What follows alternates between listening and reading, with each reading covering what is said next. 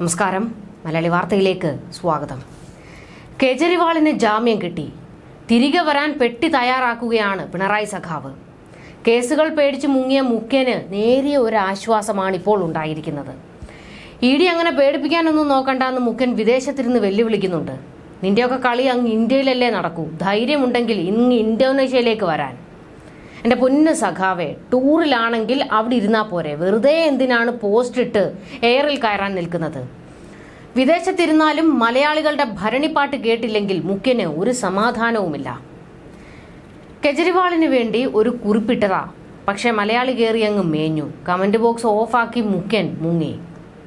കുറിപ്പ് ഇങ്ങനെയാണ്: ജനാധിപത്യത്തെ അട്ടിമറിച്ച് അധികാര ദുർവിനിയോഗത്തിലൂടെ ഭരണത്തിൽ കടിച്ചു തൂങ്ങാനുള്ള BJPയുടെ കുൽസിത നീക്കത്തിനേറ്റ കനത്ത തിരിച്ചടിയാണ് ഡൽഹി മുഖ്യമന്ത്രി അരവിന്ദ് കെജ്രിവാളിന് ജാമ്യം നൽകിയ സുപ്രീം കോടതി തീരുമാനം. രാജ്യത്തിന്റെ ജനാധിപത്യ ചരിത്രത്തിലും ലോക്സഭാ തെരഞ്ഞെടുപ്പ് ഫലം നിശ്ചയിക്കുന്നതിലും നിർണായക സ്വാധീനം ചെലുത്തുന്ന ഒന്നായി ഈ വിധി മാറും.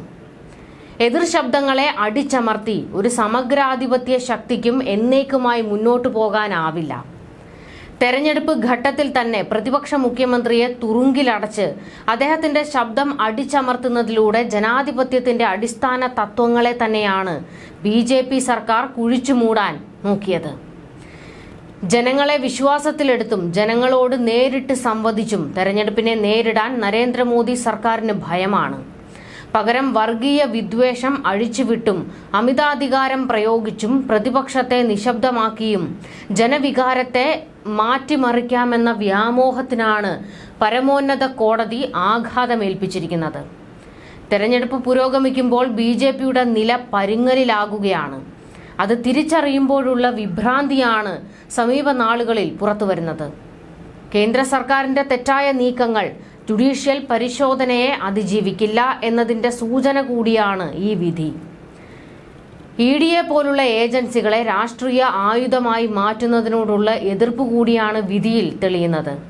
ശ്രീ അരവിന്ദ് കെജ്രിവാളിന് ജയിൽ മോചിതനായി ജനാധിപത്യത്തിനു വേണ്ടിയുള്ള പോരാട്ടത്തിൽ കൂടുതൽ ഊർജ്ജസ്വലമായി മുന്നേറാൻ സാധിക്കട്ടെ.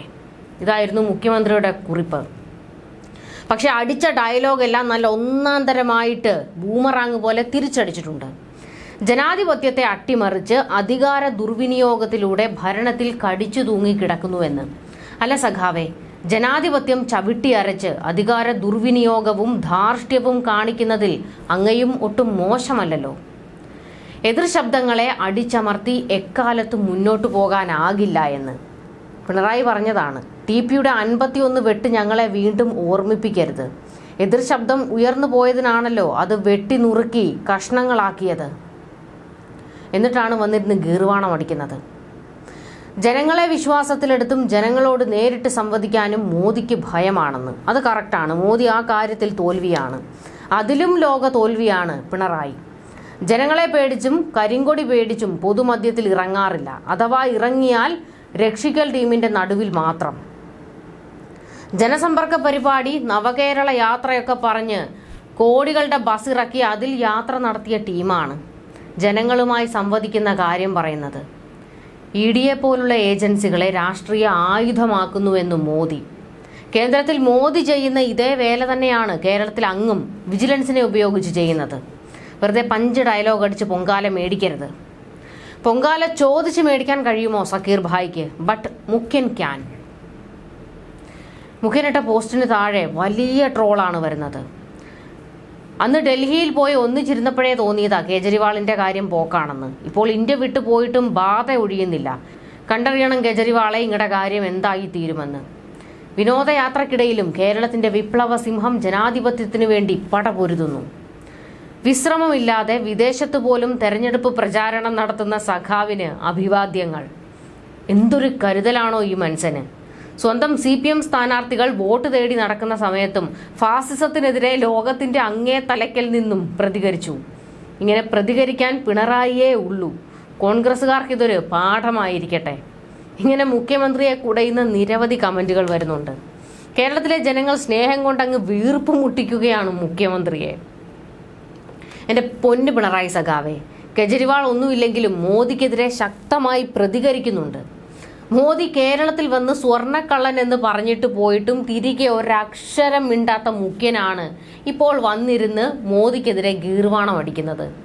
കുടുംബത്തോടെ കട്ടുവെന്ന് മോദി പറഞ്ഞു, എന്നിട്ടും മിണ്ടിയില്ല. BJPയെ ജയിപ്പിക്കാൻ 2 മണ്ഡലം ഡീല് വെച്ചുവെന്ന ആക്ഷേപമുണ്ട്. ഈ മുഖ്യനാണ് പോസ്റ്റ് ഇട്ട് കേജ്രിവാളിനെ പിന്തുണയ്ക്കാൻ വരുന്നത്. ഒന്നുമില്ലെങ്കിലും കേജ്രിവാൾ ശക്തനായ ഒരു നേതാവാണ്.